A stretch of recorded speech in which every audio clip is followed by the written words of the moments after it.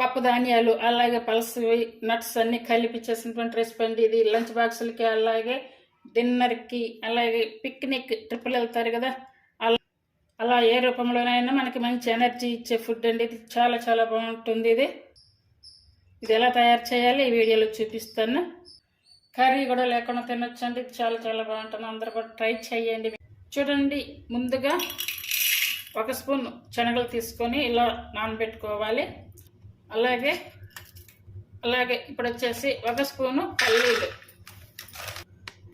అలాగే 1 స్పూన్ వచ్చేసి అలసందలు, బొబ్బర్లు అంటారు కదా అవి.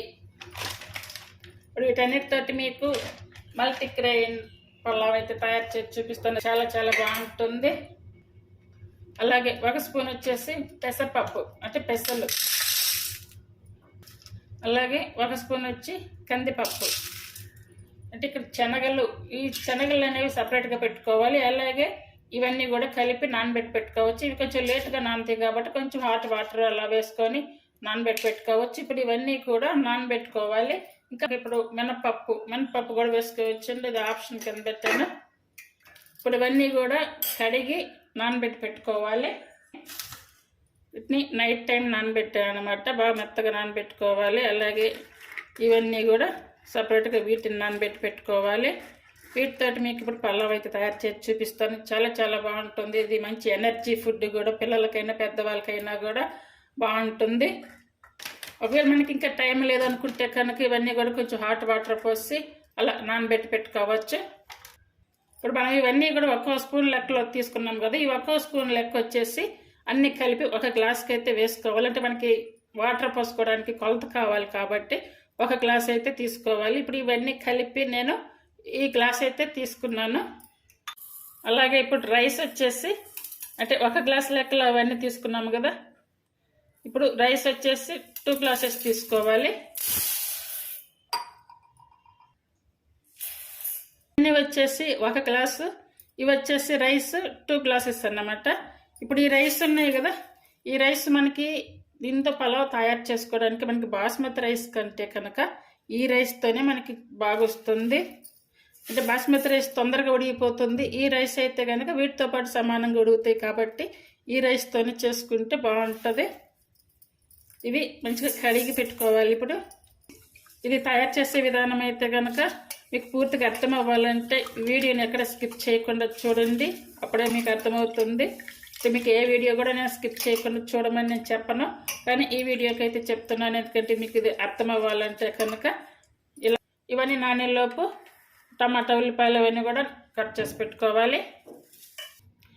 చూడండి, కరివేపాకు కొత్తిమీర పుదీనా ఇవన్నీ తీసుకోవాలి. అలాగే గ్రీన్ చిల్లీస్, ఉల్లిపాయ వచ్చేసి చిన్న ఉల్లిపాయ, చిన్న టమాటాలు వచ్చేసి 2, అదే బిగ్ సైజ్ అయితే కనుక 1 టమాటా తీసుకోవాలి. ఇవన్నీ కూడా కట్ చేసి పెట్టుకోవాలి.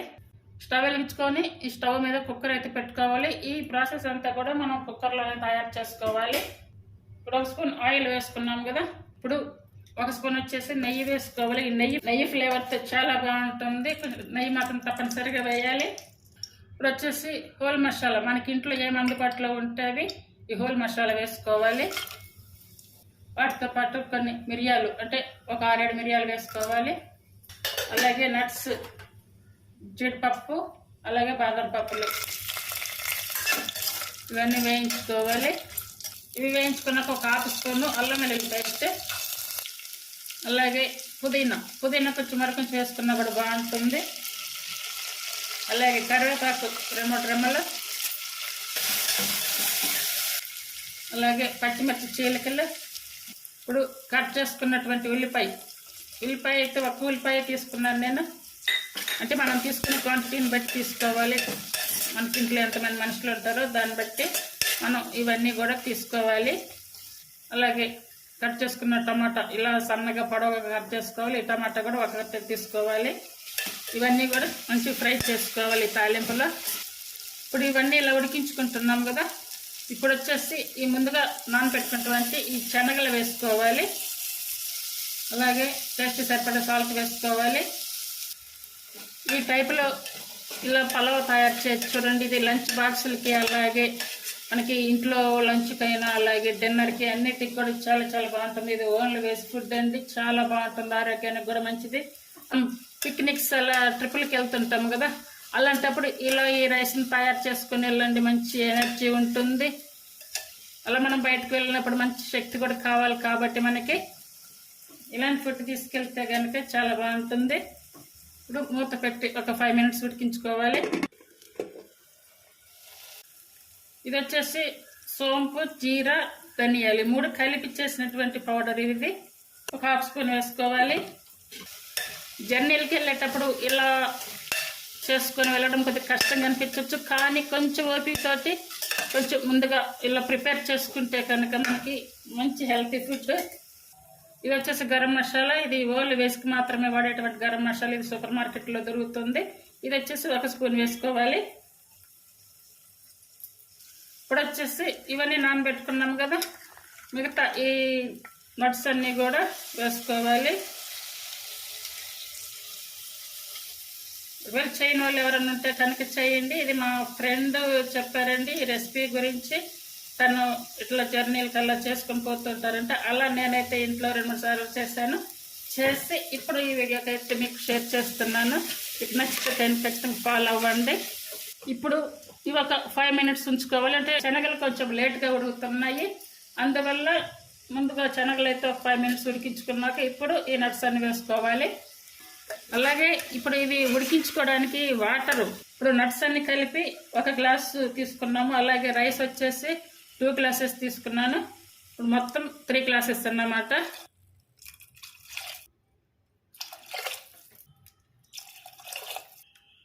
మొత్తం 5 గ్లాసు, ఒక 1/2 గ్లాసు కొంచెం ఎక్స్ట్రా పోసుకోవాలి.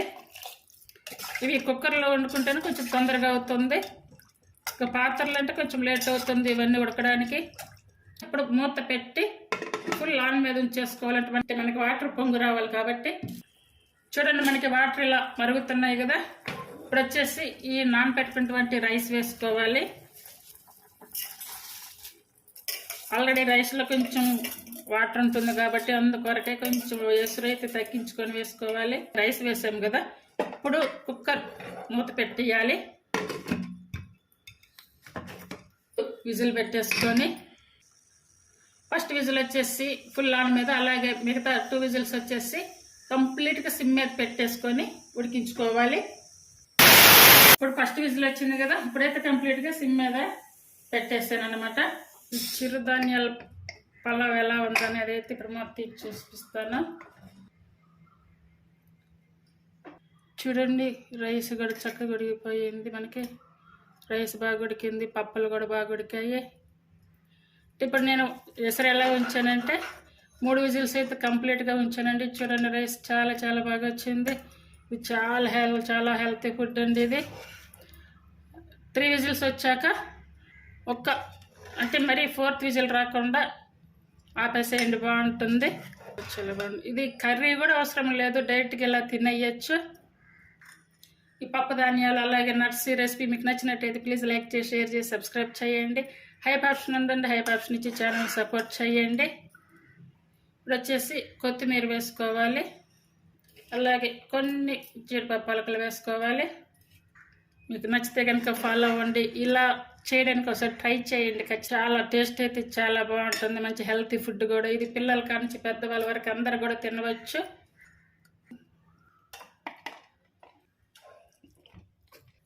మనకి మంచి ఎనర్జీ ఇచ్చే ఫుడ్ అండి ఇది, చాలా చాలా బాగుంటుంది. ఇది అన్ని నట్స్ అలాగే అన్ని పప్పు ధాన్యాలతో తయారు చేసినటువంటి రైస్. ఇది పలావ్ అండి, కర్రీ కూడా లేకుండా తినొచ్చండి, చాలా చాలా బాగుంటుంది. అందరూ కూడా ట్రై చేయండి.